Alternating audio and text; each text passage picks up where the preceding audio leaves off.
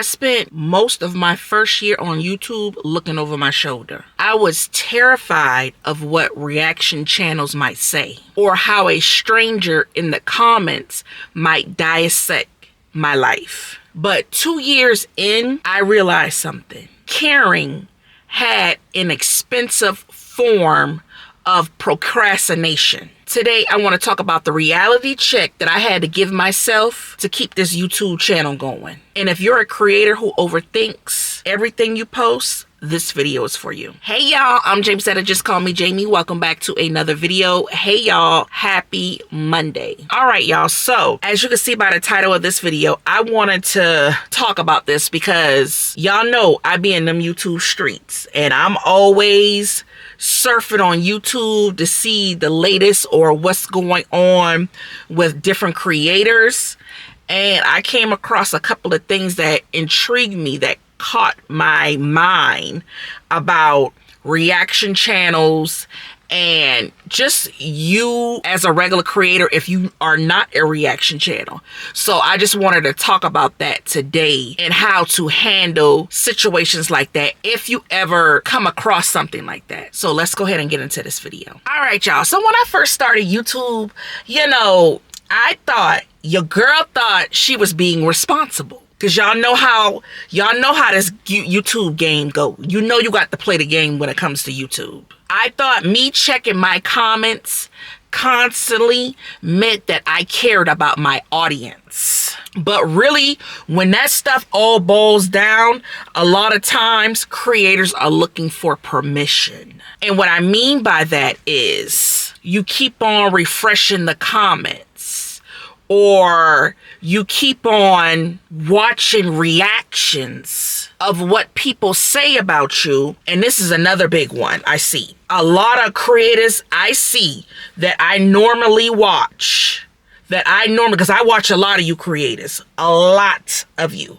Y'all might not think I'm watching, but I be watching. A lot of you let people dictate what you're going to post. When it all boils down to you getting like that or me getting like that, I feel like I wasn't creating freely. I was creating carefully, and that's dangerous. Very dangerous. And I thought I was protecting my channel when reality, you're shrinking it. Let's talk about reaction channels for a second. And I'm going to talk about reaction channels in terms of, I'm not calling any names. You have to realize when you are a creator on this platform, regardless if you are a reaction channel or not, people are entitled to their opinion. How you come up on this platform is how people are going to perceive you, okay? People think that they know your lives and they really don't, okay? And I see that with a lot of creators on this platform. Like you have a reaction channel that will talk about a non-reaction channel, and that regular channel will get all in their feelings, and, stop coming on the platform, change how they post, go ghost. Nah, we're not going to do that. We're not doing that. Them people entitled to their opinion just like you entitled to your opinion. You got to realize at the end of the day, you came on YouTube, you put your life out there. If you tell all your business, that's on you. If you don't tell on your business, that's on you too. But by you putting all your business out there on these YouTube streets, you give reaction channels leverage into your life to talk about you. A reaction channel is going to talk about you, whether it's good or bad. And a lot of you gonna have to come to realization that it's promotion, it's views. Your mom ain't never tell you people gonna talk about you regardless. You know what I'm saying? They talked about God. They still talking about God. Whether it's good or bad, people are going to talk about you. And then at the end of the day, like I said, people are entitled to their own opinion. And now those opinions turning into facts, or how I want to say it, framed as facts. Those people don't know your life. And then next thing you know, I notice a lot of times it starts to get in y'all head. It starts to get in your head. It messes with you It messes with your confidence. It puts you into a deep depression. You lose focus over that. And the crazy part about it, what kills me a lot of times, most of the people, when they react, they not even your audience. You letting people, and I'm talking to myself as well, from in the beginning, who weren't even building anything or not building anything, okay? They looking on the outside in. So you letting their opinions dictate your life about what you're building on this platform. Because like I say, what y'all fail to realize is you come on this platform, you share your life with people. A lot of times people can relate to you. A lot of times people be in the same situation as you, but they'll throw them stones at you.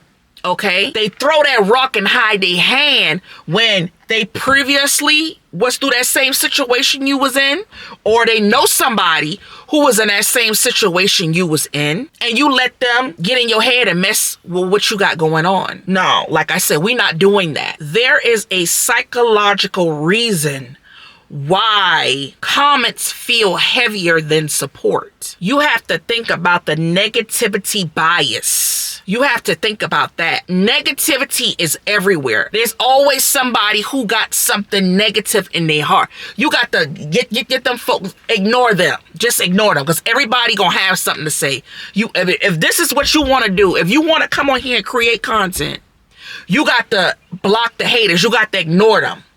If you're not that strong as a person, and any little comment somebody negatively says about you, block them. So you ain't got to see them or deal with them. Because at the end of the day, one bad comment outweighs 100 good ones. So you let that bad comment outweigh all the 100 comments, good ones at that you get. I ain't built like that. I'm not built like that. And at the end of the day, we all have to start somewhere.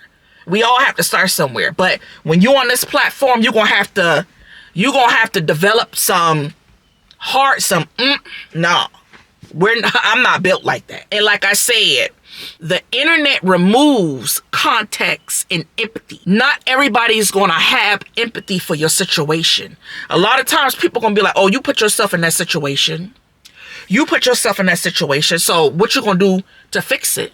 And there are also times when you fix it, people still ain't gonna have no empathy for you because they don't care. You giving strangers authority that they never earned because they really don't know you in real life. They don't know your goals. They don't know your situation or your why. And I'm talking, and this was me in the beginning as well, but you let them influence your output. Here's the part that nobody talks about. Caring too much looks productive. And what I mean by that is over editing, delaying uploading, softening your opinions, and waiting for the perfect time. Caring becomes a socially acceptable way to procrastinate. Caring becomes a socially acceptable way to procrastinate. Like, you're not stuck because you lack ideas. You're stuck because you are more worried about reactions. And this was me too. I'm talking to myself as well. And the shift happened when I stopped asking for permission. Like, I post my content regardless of what anybody says. Because like I said, at the end of the day, people are entitled to their opinion, just like I'm entitled to mine. I'm entitled to my opinion. You're entitled to your opinion. If I'm not your cup of tea, you can always click off and go watch somebody who is your cup of tea. I always tell y'all that. Go watch somebody who's your cup of tea, because at the end of the day, I'm not pressed. I'm not. Like, letting content exist without defending it. And you have to understand, like I said, everybody is not your audience. Everybody is not here to see you do good. A lot of times people here to see you do bad. And if you do one thing that somebody don't like, they gonna unsubscribe or they gonna have their low opinion. Ignore them. Keep creating content for the ones that do care about what you post. Because like I say, everybody go through something. Nobody is perfect on this platform. Even the ones that watch, they're not perfect. They trying to grind just like everybody else. You have to stop creating to be accepted. You have to create to be honest. And when you do that, that's when consistency becomes easier because you ain't worrying about nobody's opinion. That's when YouTube stops feeling heavy. You just gonna post the content. If you're overthinking, second guessing, or feel like quitting, hear me clearly. You're not behind. You're not bad at YouTube. You just listening to too many voices. And the people who matter will find you. Silence is better than permission. And if you still creating the content with all the noise, you already winning. You are winning at the end of the day. This channel survived because I stopped letting noise dictate my direction. And if this video hit home, let me know in the comments. And if you're still here, thank you. And don't forget to like, comment, and subscribe. And I'll catch you on the next one. Bye.